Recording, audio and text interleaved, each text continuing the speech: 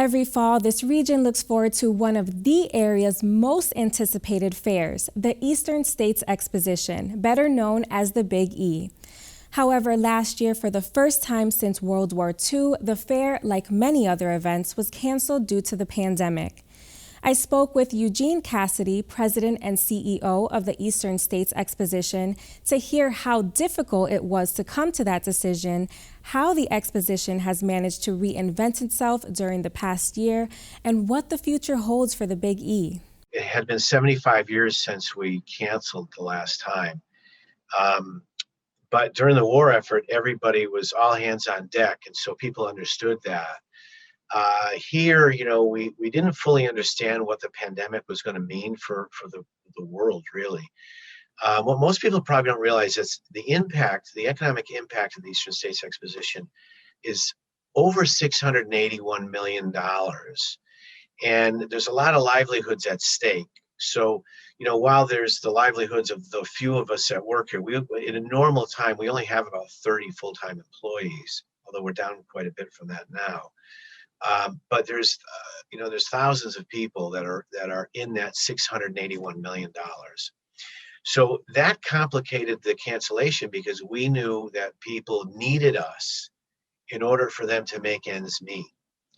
And it was a very difficult decision to make. While at the same time, we were aware that if we had a fair, we could have been putting people in harm's way at health risk as well. The exposition hosts over 100 events throughout the year that range from trade shows to agricultural and livestock competitions and entertainment events, all which have been affected by this pandemic.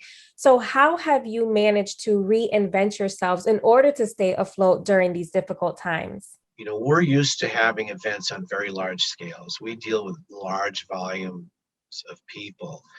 But it's also important for us to kind of keep the name Eastern States Exposition in the spotlight. And so we did that by having food drive-through. We opened recently with our concessions partner, the West Springfield Drive-In for drive-in movies, very successful. We had the Victory Cheese Garden here, cheese market, which is sort of a throwback to the Second World War days. We needed to provide a platform for New England agriculture to be able to distribute their product. A lot of this stuff generated no income to the Eastern States, but it kept us in the public eye. And getting through the pandemic has been extraordinarily difficult. And if we failed, that filling that void of $681 million for our region, I'm not sure anybody could ever backfill that void. Now, this April, it was announced that the Big E would become a mass vaccination site, which is second in the region after the site at the Eastfield Mall in Springfield. Why were the fairgrounds chosen as a mass vaccination site, and how does it feel to offer this service to the residents?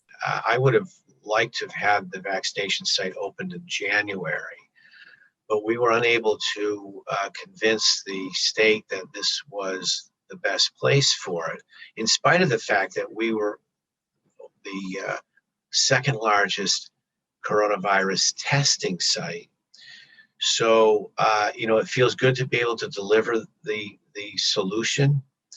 And if it weren't for Mayor Reichelt, the mayor of West Springfield, Mayor Sapelli from Agawam, Mayor Humison from Westfield, those three gentlemen, Mayor Will Reichelt, chief among them, played a powerful role for this region, and the region owes them all a debt of gratitude for sure.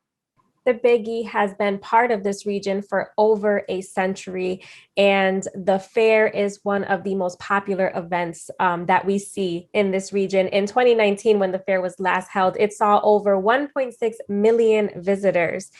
With Massachusetts entering phase 4 of its reopening and loosening restrictions, are you hopeful that the fair can make a comeback this year? We are very optimistic. The governor has indicated that August 1st, the mandates would be removed. We know that we're in a very big public environment, mass gathering space. some people are never going to return to mass gatherings, and that's up to their discretion, of course.